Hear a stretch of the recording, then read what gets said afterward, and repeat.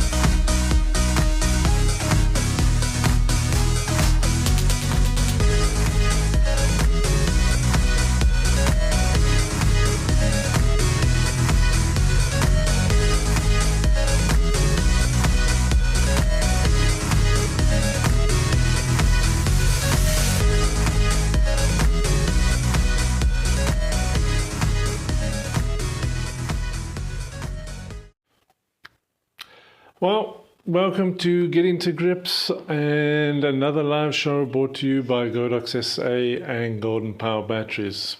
So before we actually get started, it's a bit lonely in studio today because it's only myself and Talia. Talia's on the switcher. She's going to be monitoring the stream and all the comments and all of that type of stuff as they come in. Any questions, please feel free to ask them throughout the show. If we don't get to it, I will definitely get to them afterwards. So with Talia, she's going to be monitoring those. Also, a big shout out to Tamba Broadcast Systems for the ATM switcher. They are our sponsors for all of our broadcasting stuff that we actually do online. So a big shout out to them because it wouldn't be possible without having their assistance and their equipment. So it's really awesome. Also, what we're going to be doing today is going to be something a little bit different. I'm going to be going through basically the equipment that I'm going to be using as well as the actual setup. So I'm going to be doing two setups. One where we're actually going to light this LowKey bottle or wine bottle with just one light. All we're going to do is a slight change in the actual setup which we're going to do to be able to give us two images so we can then actually do some post work and show you how that's done, and then we'll do the other setup. So in what the equipment are we going to be using? So I'm going to start off with the actual lighting that I'm going to be using first. So behind I've got the Octabox there, which is the 1200. So I want a nice wide softbox. I often use a rectangular softbox when I do these things, but I thought let me try the Octabox. So it should be quite an interesting one. I've got the AD400 Pro in the back of that. So these are the AD400 Pros. Okay, these lights are actually very versatile. I really like these on the fact that I can have a Bowens and a Godox mount on the actual same light. Sometimes I use two modifiers at once on these lights, especially when I'm using gels and stuff like that. So that is a very good thing for me. Also, they're battery powered, so we can take these out. Now I see a lot of comments and stuff online. So these are the actual batteries that you need to get for the 8400 Pros. If you're looking at getting any other ones that say they're compatible with the 8400s, don't waste your time. Let's get something that's guaranteed and that you can get from the suppliers here from Godox SA. All right, what else about the 400, the 8400? It does have the battery, but it does have also the AC400. So this is actually your, if you want to plug it into the mains, you can do that. Mounts on just like a battery does. There you go. That looks like a lot longer, which it is. Plug it into the mains. You switch on, but then you still have to come and switch on the side of that. So it's quite nice if you actually got a studio where you're using a lot of these lights and you want to use them on mains. With our load shedding schedules at the moment, you can use these quite easily without a problem. So that's going to be my main light. The other light for the other setup I will bring in a 8300 Pro, and I will actually bring in some other equipment as well. But what I'm going to do first, how am I going to trigger these lights? So triggers that we use in the studio, obviously we use the X Pro 2C, so we've got these, and our new addition, if I can get there you go, there's our new addition, the X3C, which we're going to be using tonight. So it'll be probably the third shoot, but will be the first live that we'll be actually using this. And I'm going to show you some of the cool functions that this actually has, which I found quite cool. And it comes in a nice little case inside. There you go. There's got a nice little thing. You can put a lane out on there. Yes, this is Cinema EOS for our Canon friends out there. So let me just open this up and show you how small this thing is. There you go. This is it. There is your X3. So it's quite compact, but it's amazing how much detail and stuff is actually on the screen for you to actually use. And it's simple to use. There's your test button on the side.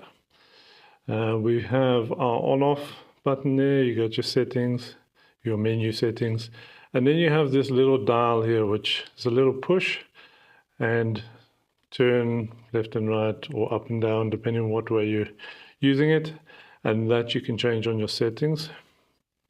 So sometimes I find this actually quite cool, because sometimes if I want to actually drag with my fingers are a bit fat, and so I prefer to use a little dial on the side, which I'll show you that. So starting this up, comes up with a nice little Godox logo, and there is the thing. So I'll go through this once we're actually doing the changing and the settings for the lights. I'll go through and show you what things I've found quite nice on this little gadget. It's a nice to have, and it's very useful. So I'm going to put this actually on my camera, and also before I forget, this button on the back. So this is actually to release your locking pin. So when you push that in, when you push this onto your camera, make sure you actually push that in and push it onto your camera. You don't want to break this locking pin on the front. And I think I did a video where with the flashes, where people sometimes they just force something onto a camera, and before you know it, the pin is broken. All right, so let me go through. I'm going to set up the first set of items.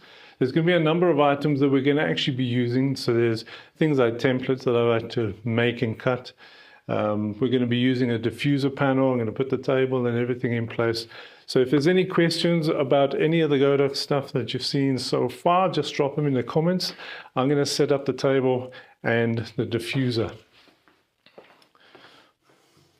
Okay, so I've just got this camping tables. As you can see, they get knocked around a lot.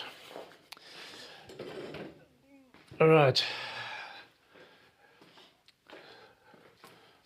The diffuser I actually put in front, even though this octabox is actually got inner diffusion and the outer diffusion, I still put on a diffuser to actually give me a little bit more gradation and spread on the actual bottles themselves. So it's very useful and gives you a different look. And then you can actually zoom.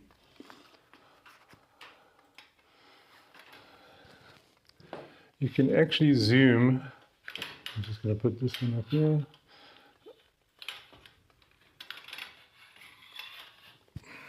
Right, I just want to make sure that is in the middle.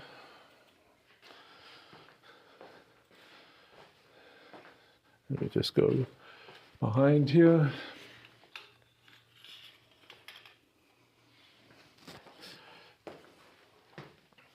This is where you need an assistant in studio so you can not do all this stuff. Okay. All right. So roughly the octabox is in the middle of the diffuser, I think. Not quite. Just a little bit more over. The actual octabox behind is roughly around about 50 mils, somewhere around there. So it's actually 50 millimeter away from the diffuser. So that's a good starting point. You can actually use your zoom to go in and out of your actual setup by just moving the light backwards, moving the light closer to the diffuser. That will give you a different look and the way the light actually rims around the edge of the bottle. So we'll play around with that once we get that ready. Okay, so with that stuff in place, the next thing I need is my perspex. So I use, just like when I do the e-commerce, I have a black one. So this is just I think it's a 1 meter by 700 cut of black perspex, which I'm going to be putting in on top of the table. Right. So with that in place, that is all of that stuff done. The other things I actually do before I actually bring in the bottle, I'm going to show you what I use to create. So this is just a piece of cardboard. It's got a bit of black background paper just stuck on the actual cardboard itself. So this is actually a trace around the bottle. If I bring up the bottle here,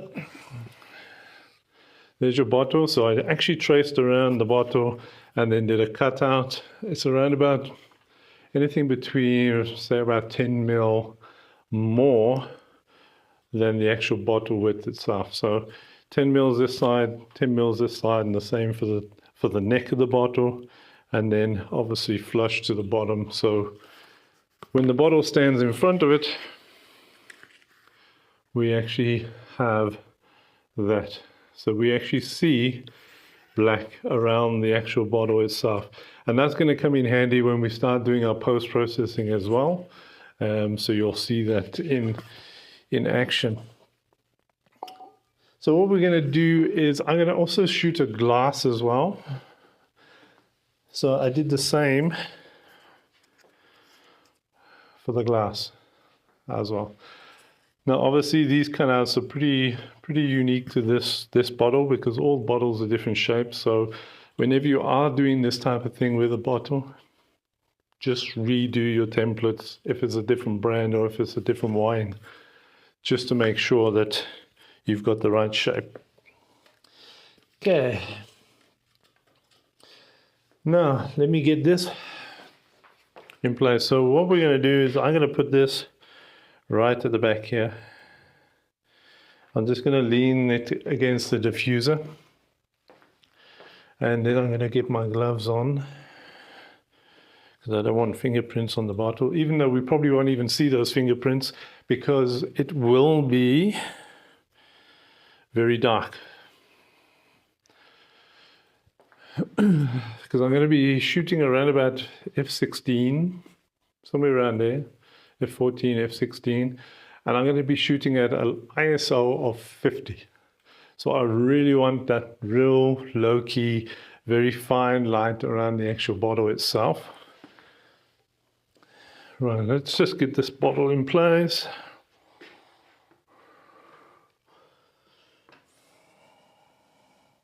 All right.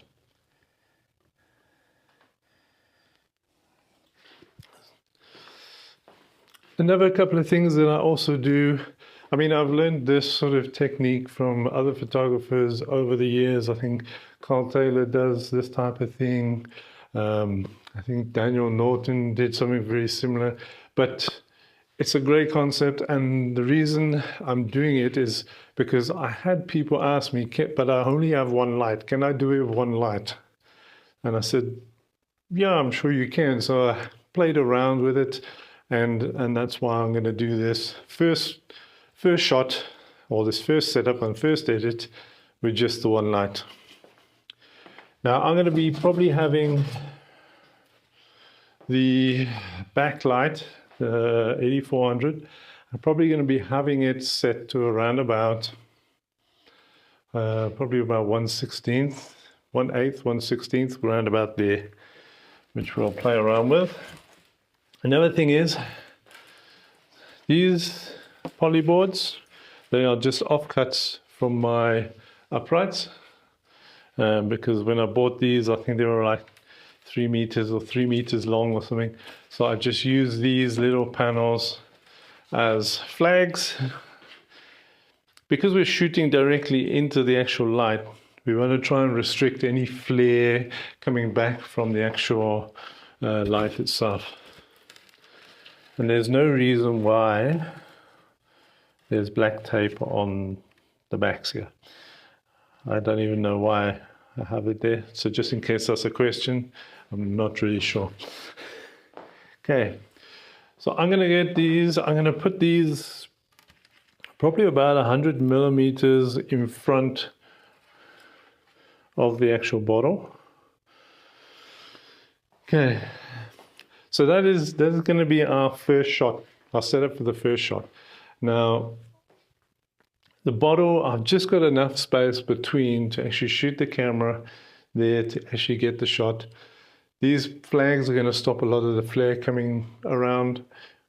The actual back cutout will actually help with keeping the light so we can actually get that light wrapped around, and we still have a black outline. So when we actually in post, we can actually make sure that we don't touch or go into the actual bottle.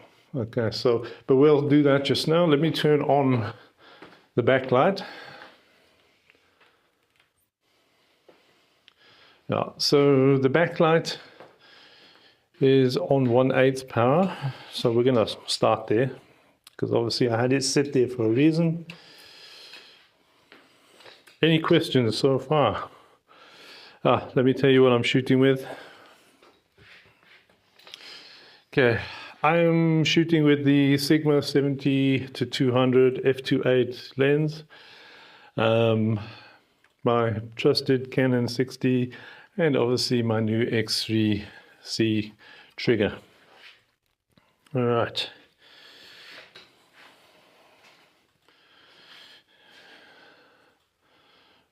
Let me just get this into position.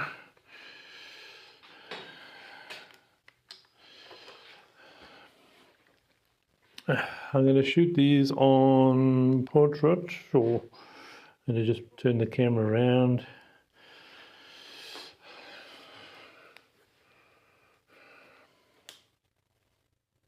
Right.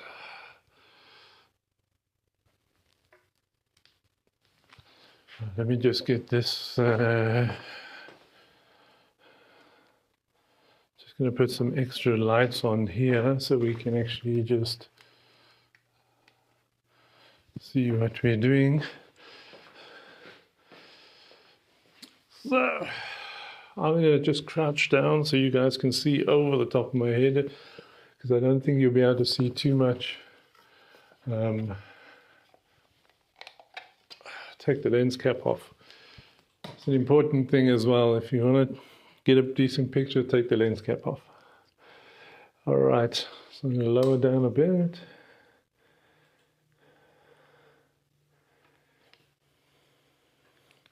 All right, so the first shot I'm actually going to do, let me get my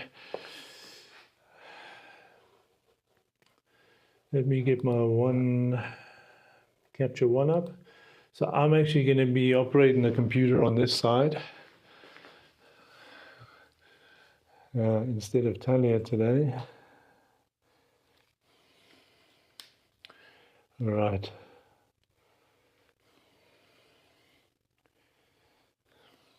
Have I got? Does help. I think my battery.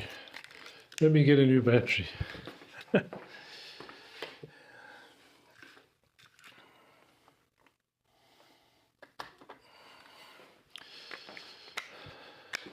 Because I was shooting with this today, so let me just get that battery in, and there we go. Okay, so I'm going to make sure the trigger is off just to take a shot, and we should have, if I click on that, we have a black frame, so that's cool. Right. I'm going to put the X3 trigger on. All right, so I'm just going to press the test switch. Everything's working there. Take the shot and see what we have. I don't know how much you can see on that screen. Let me just see on the big screen there, because I can see quite a lot. There you go. So that gives us at least, I think the screen is showing on, or the extended screen is showing a lot darker than what it is. But if you actually look down the side, you get a nice full rim of light. I'm just going to move.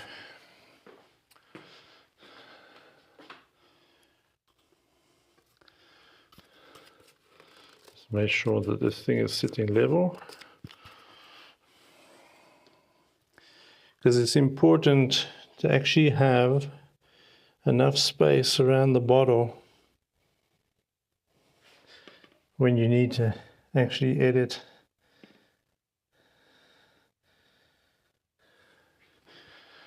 Let me take another shot.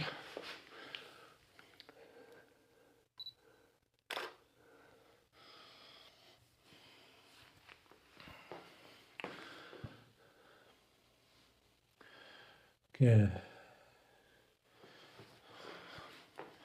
And then what I'm going to do is, I'm on F16. I'm going to go down to F14 and I'm going to 1/60th of a second. I always focus on the actual label on the brand's logo.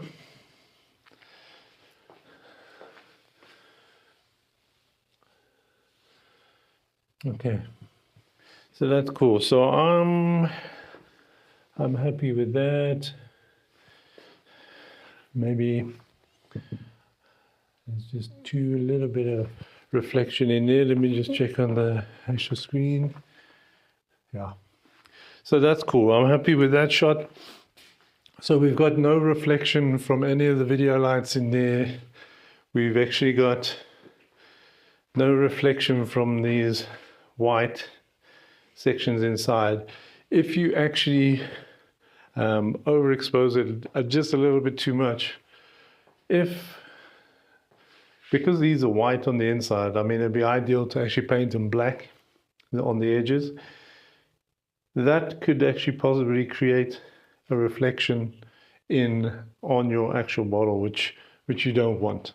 Okay, so we need to actually make sure that none of those reflections are in the darkness of the bottle, just to cut out any additional Photoshop work that we don't want to do. Okay, so we've got that shot there. Now, because we're only going to be using the one light, how are we going to light the label? Because that's what we need to actually make sure we do now. So everything I just said about the ugly reflections, we're going to get some ugly reflections now. So I'm going to turn it over so the whiteboard is facing inwards. So when that backlight actually fires, the light's going to bounce on those boards and it's going to create there. Already I can see that the label is a lot brighter just by having the boards actually there. But what it's going to do is going to give you some very ugly reflections on the actual glass of the bottle. But because we're going to fix that in post, where we're going to have our first shot, and then we're going to have a layer, and we're just going to brush in where we want the label to come through. So that is how we're going to conquer the one light, low key light setup.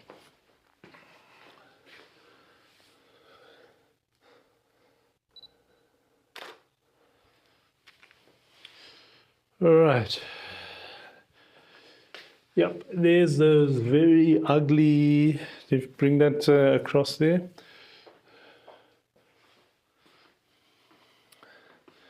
So we do have reflections in there, believe me. I can see it on the computer, maybe the screen online is not showing them, but there is some very ugly reflections actually in the actual image itself.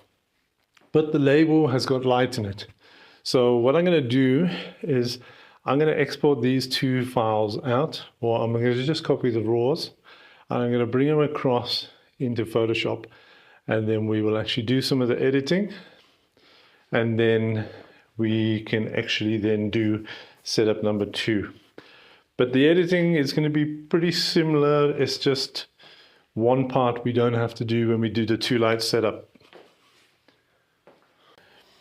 It would have been this one and this one, I'm sure.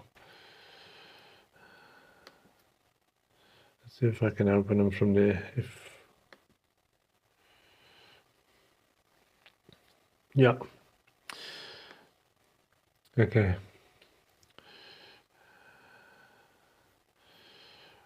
Right, so what I'm going to do is on this one, just going to bring the label up a little bit, and we're going to bring the highlights up a little bit. So we've actually got the label lit now. There's some very ugly reflections in here, which you probably can't see on your screen, but I can see it's got reflections here and everywhere, which I don't want to keep. I'm just going to bring up a little bit on this one. May look a bit dark on your side. If I bring it up too much, it looks too harsh on mine, but let's do what we need to do. I'm going to select both of these images at the bottom and actually say open. So I was just going to open my two raw files up.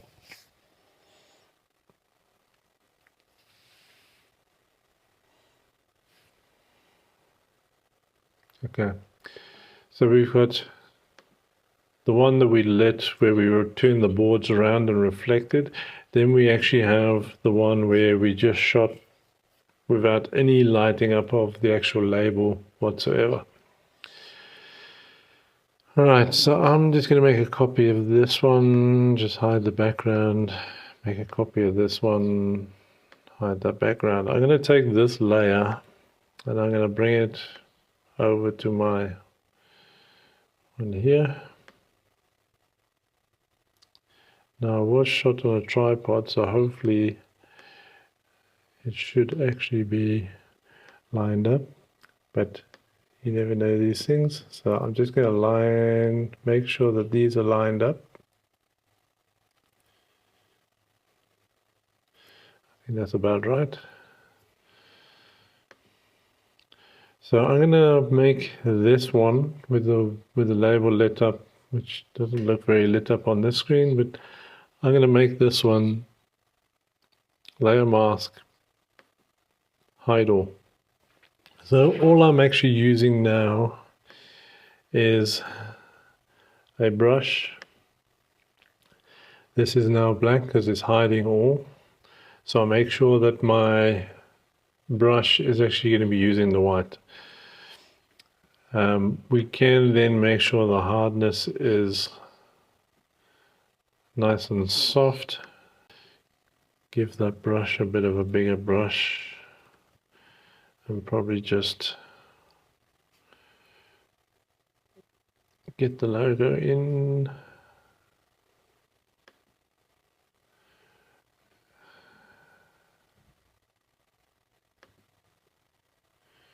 And in it.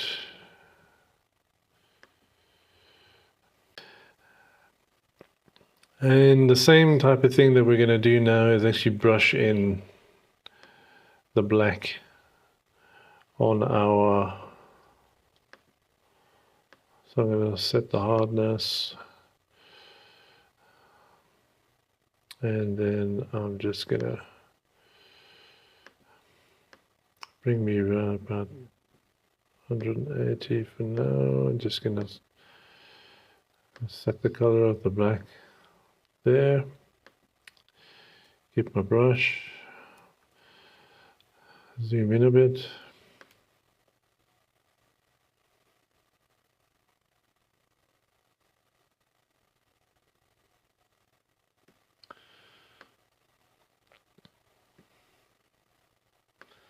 So here you can actually see that's where this here is actually where this mask has actually overlapped. So we'll just make sure that is away.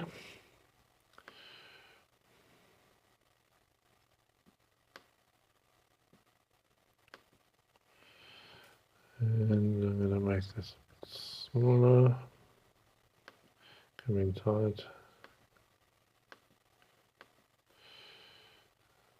All the matter just come in there. Zoom out.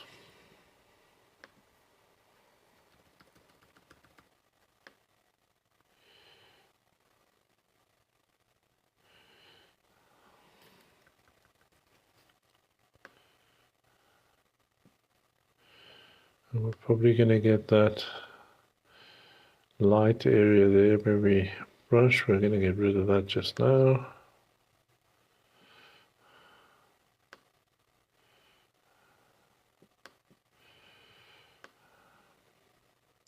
So once that painting is done there, I'm just going to go to this layer and just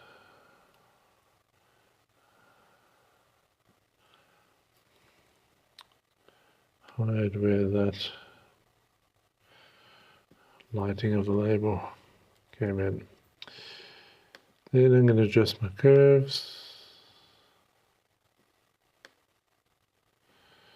I'm going to do my levels. I want to make sure these blacks are blacks.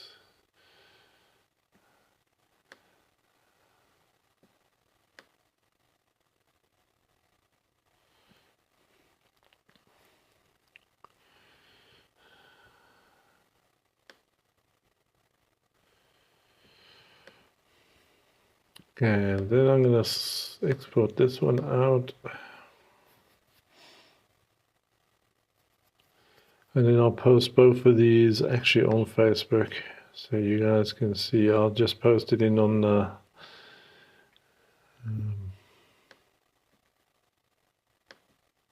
onto the Facebook side.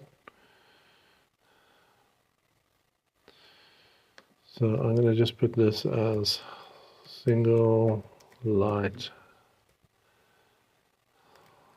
setup. Oop. Just put it into the desktop.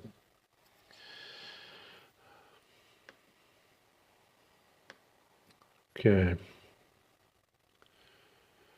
I think there you can actually see those ugly reflections that are actually in this file, which I could see in Photoshop. All right, so what I'm going to do is I'm going to post those onto Facebook, and what happens. So let me get in touch with the setup number 2. So I've got the images for setup 1. I'm just going to turn these back to where they were.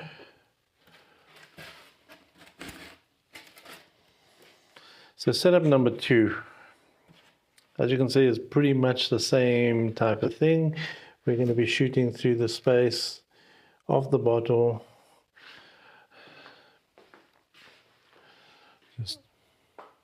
All right. What I'm going to be doing now is actually bringing in the second light. So what second light are we actually using? So I'm going to be using an 8300. But before I get onto that, I'm going to show you what attachments we're going to be using on the 8300. So this is the, I mean, if you have the BFP, then great, because that's just going to make your life a lot easier. So this is the actual SA-P. So this is the actual projection unit for like the S30, S60, I think it is. And these are great tools. These are great tools to actually have in your studio. And then what I have done is I've got the framing blades in here. Now I'm going to try and see if I can pull one of these out. Okay. So this, if you're lucky enough and you can find these or get these things made up for yourself, then these are great. I think they're the SA007 or 07 on the Godox list, but if you can get them, then it took me a while to find these and make use of it. But I'm telling you, it is a mission, because you have to now get everything in position. And with the BFP, now the BFP, you actually have all this built in. So your framing blades and everything is all built in on the new Godox BFP and the BLP units.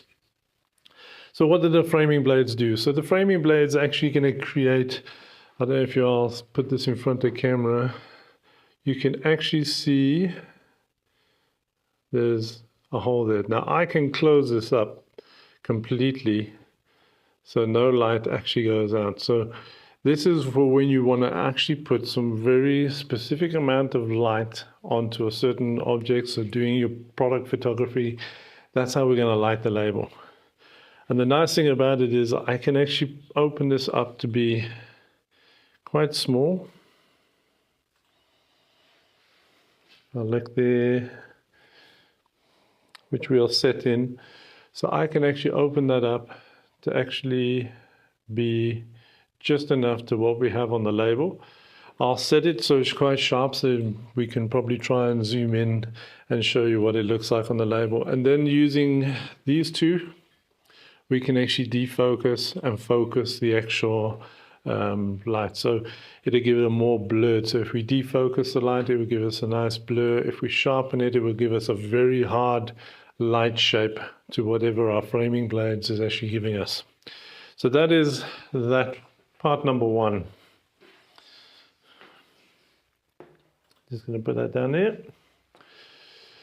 Then the next part, for us to be able to use the SAP unit on the Bowens mount, is the SA17. So this has basically the mount for the, got these gloves on, everything's slippery. So it has these mounts on the front where the actual projection unit actually slots in, holds in there, and then we just lock it in place.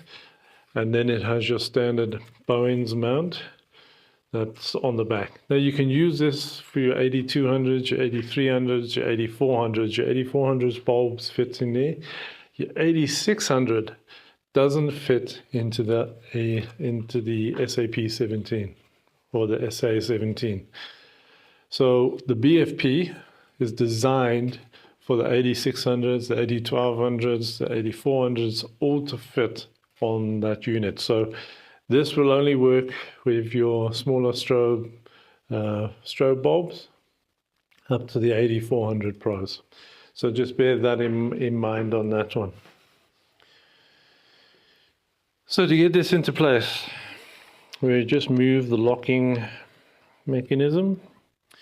You'll see that this has actually almost got like a little groove, and that's where this actually slots in to place. Then we just put the locking mechanism over. So if you're using this and it's upside down, then this is actually all going to hold on there. So that is in there securely. Now to light the label, a couple of things that I've noticed when I'm doing these type of things is some of these labels are actually quite reflective. So if you point a light sort of level at that, you're actually going to get that band of light on the actual label. So what we're going to do is we're going to set the 8300 to be high up and just come down and focus in onto the actual label itself. All right. Right, so we got, let's just put it, see if we can get away with it there. I might need to just move the boards a bit.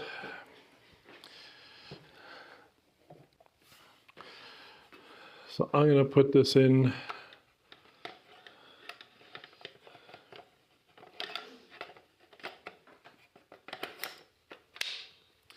Till we hear the click. All right.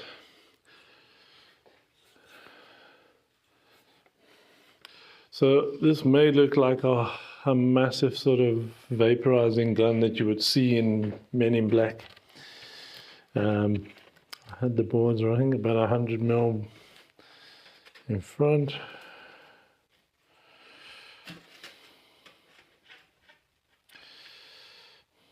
All right. Let's get this one and see if we can hit the label. So I'm going to turn the 8300 on and I'm going to put the modeling lamp on.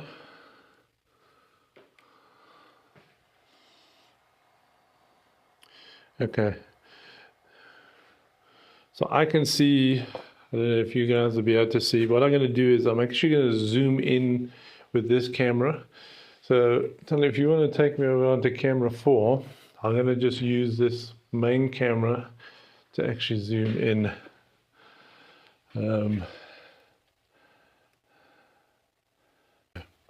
So I think that is there. So what I've done now is I've just zoomed in the other camera. So Tally, do you want to bring that camera 2 over so we can sort of see what's happening there? So you'll actually see there's a dot of light that's actually over here. You can put me onto camera 2, Talia, because I'm going to use the... Okay, so here, there's the dot of light. That is actually from our projection unit. I'm just going to sharpen this a little bit.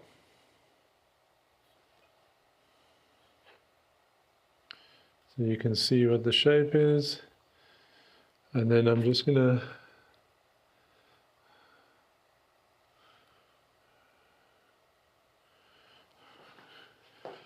turn the actual unit so we can get this to be in on the actual bottle.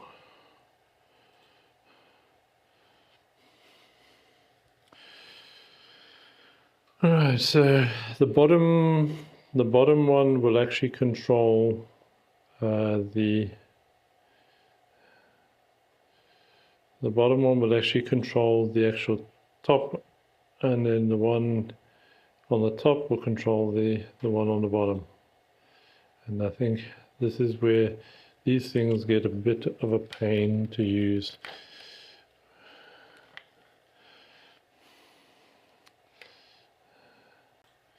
So what I'm going to do now is just defocus that light.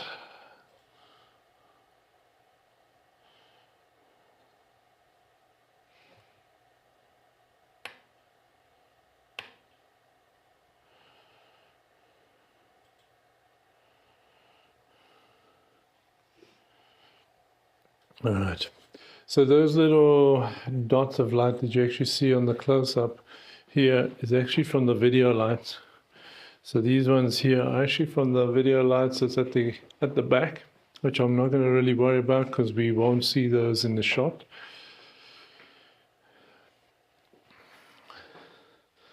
Okay, so I'm going to now... Okay, so when you push the button on the side, that allows you now to select the item. I'm going to take these gloves off. That was a test switch. Let me just take...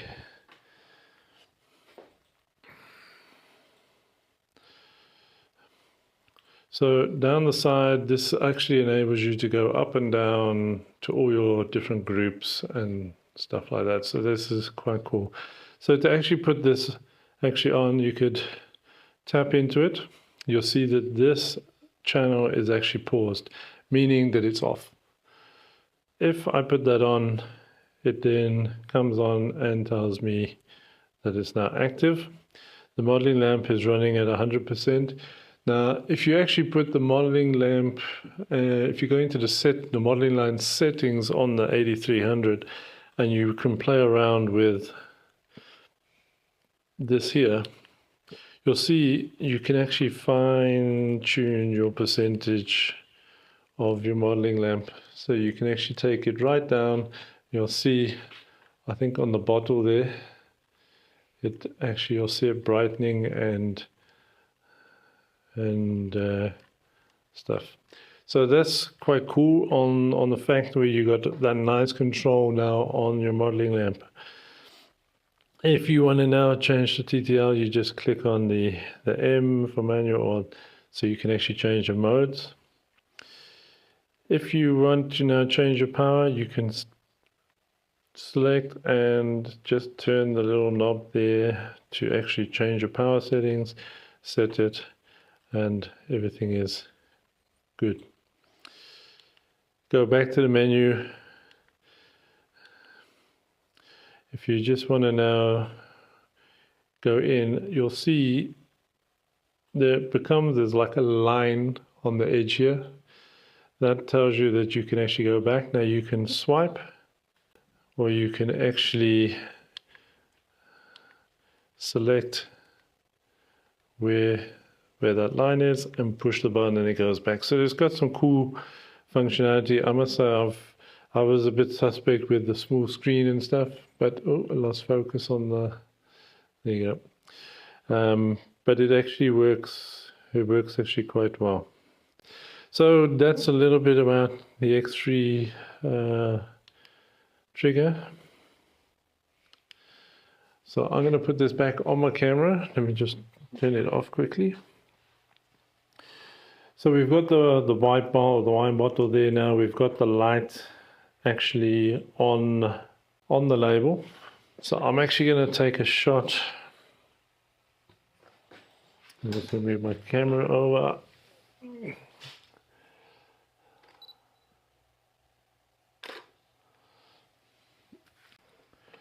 Okay, so I'm going to actually go to our last one we shot.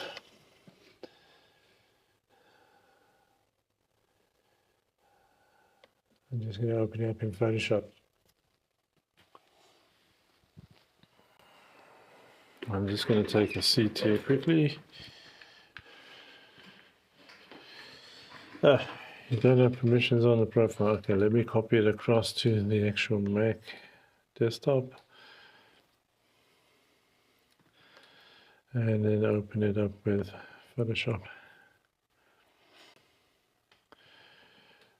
Yeah, it's very dark on this screen compared to my screen.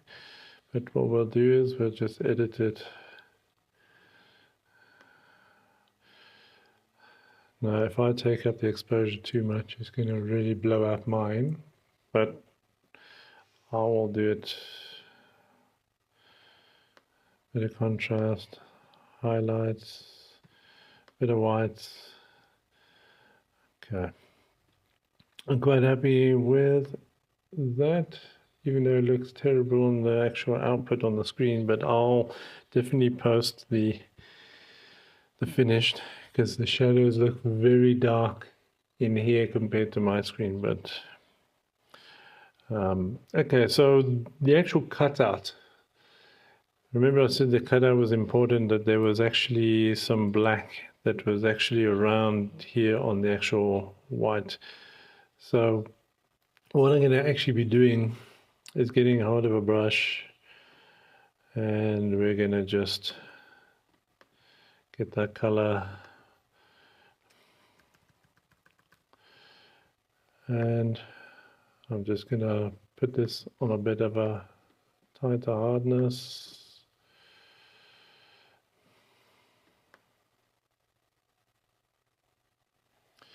And we're going to paint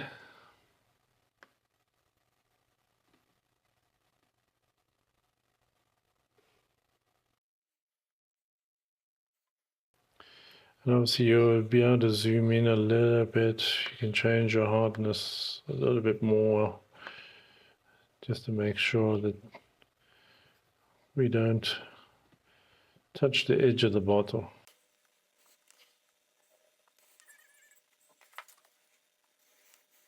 Okay, so I'm going to paint everything down, even down onto the actual acrylic.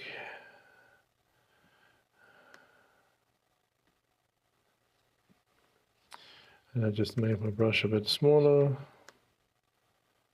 and just brush in on the side there.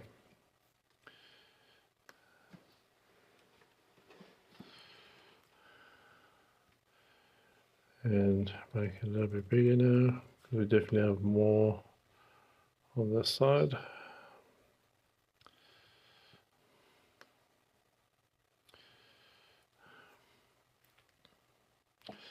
Okay, so there we have the bottle. Even though it looks very dark on that screen, but I will do a post just now of this, and I'm gonna now get my curves. Just it looks terrible on the screen. That's why I think I used the. I think it's the collaboration of the screen. Okay. So that is the one wine bottle. Let me just export this out, because it looks absolutely terrible on that screen. I'm just going to export it out. I've got an action that I use just to do an export out to Facebook, and stuff there.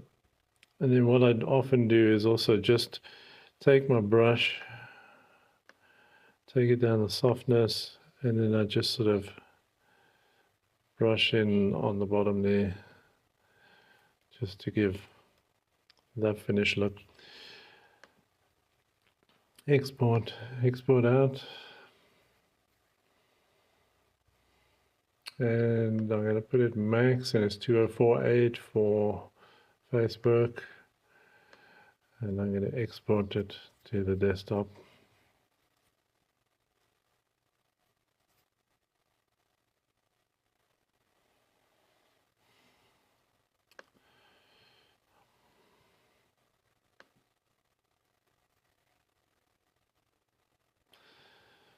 Right. Okay, so I'm just going to go back onto, let me just get back onto that. So that one is exported out.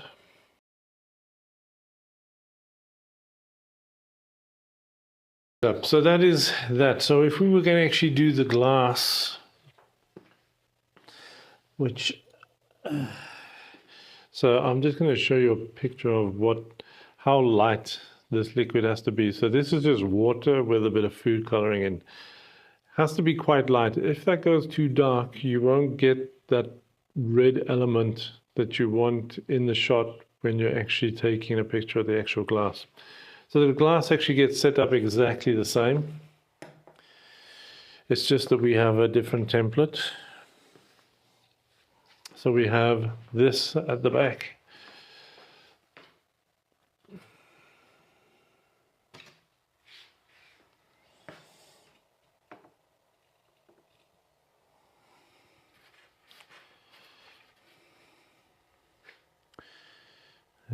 Now I normally use my gloves when I'm doing this because otherwise you get fingerprints, but because it's going to be quite dark, I don't think we will actually see them. Just want to get the glass centered. So the important thing is to get these cutouts actually done, and we won't need this now. So I can turn off that light. All right, so I'm going to try and now shoot. You probably won't be able to see what comes up because I've unplugged the Capture One camera machine.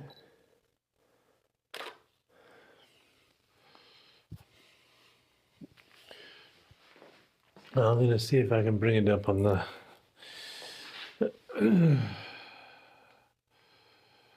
let's see if I can bring it up on the actual camera itself. And also this water's been standing in, so it's actually created bubbles. So I'm going to unplug the tether cable because I'll see if I can show from this side.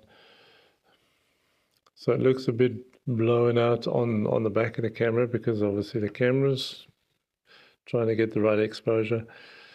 But that is, so you get the outline of the glass. Now, the reason you shoot these separate is so when you actually put them together, you've actually got the cutout there. You're centralizing your shot, your focal length, you're keeping the same. So keep that in mind as well when you shoot this. And then just in Photoshop, drop the glass in next to the bottle. You might want to put the glass slightly overlapping the bottle. So that's why you would actually shoot it a bit separate. You'll shoot each shot separate so you can actually build that composite image up. Godox equipment you need, like the 8300s, the X3 triggers, 8400s, any modifiers, anything that you need from Godox, you can get from godox.co.za.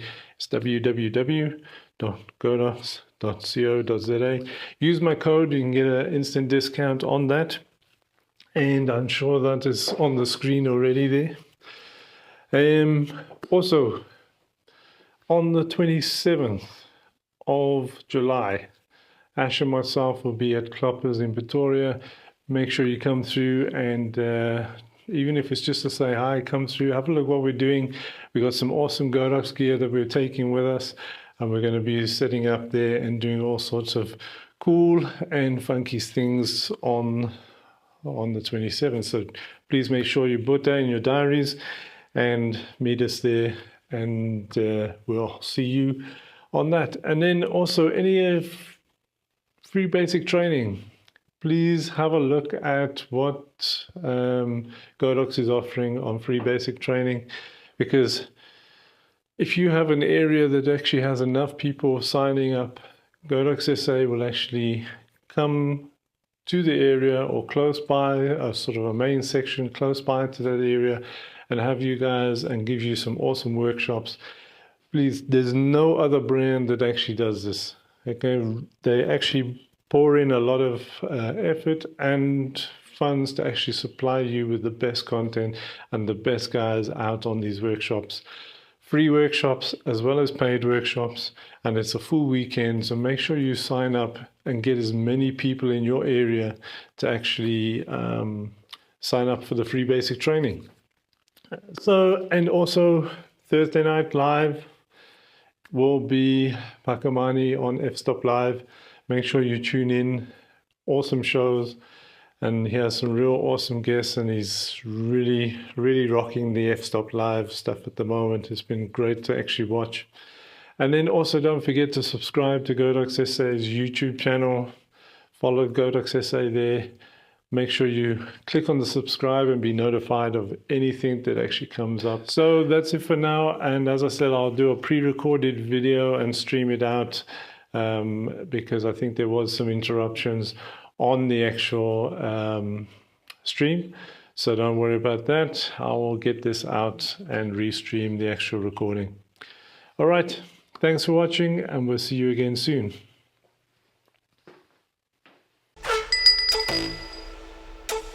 I want the sun. Operation Night 2D. Copy that.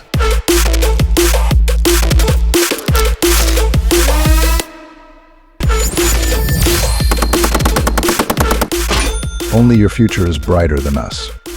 Shop Godox SA for your production equipment.